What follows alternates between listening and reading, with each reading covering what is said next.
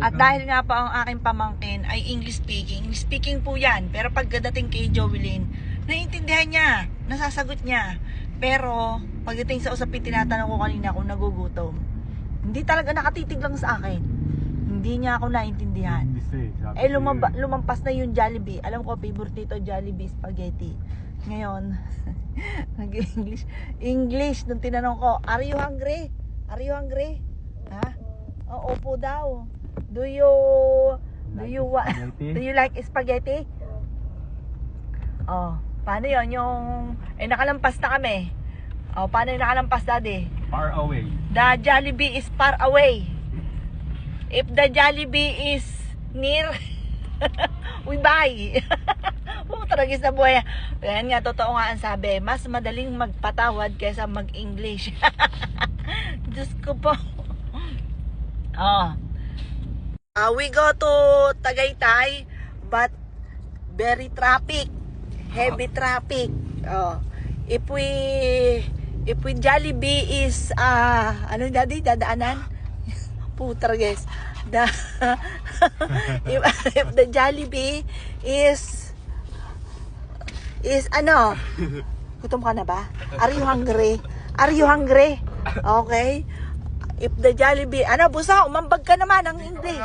If the Jollibee is near, we buy. Ha?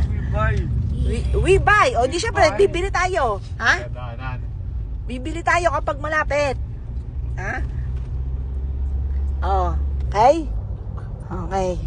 Walang niya ako. Nagutom dun eh. Nakakagutom mag-English eh. Parang kanina hindi ako nagugutom.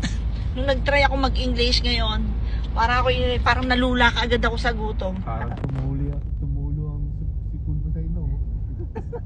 Parang yung dry cup lalabas na. Pag ginausap kayo ni ano. Ha?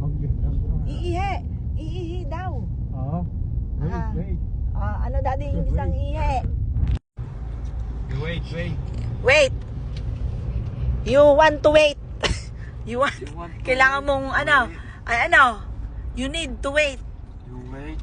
You wait. Or we stop there. There in the grass. And you pee there. Okay? No? Grass. Diyan last na best damuhan. Wala tayong maanong Jollibee eh. Or CR dyan na malinis. Oh. Ang dami natin inainom na tubig yan eh. Karina. Oh, ganito. If we there in the grass, in somewhere out there in the more grass, you need to go down and you need to pee. Okay? Okay? Buhay na to. Hirap ka lang kasama nitong batan to.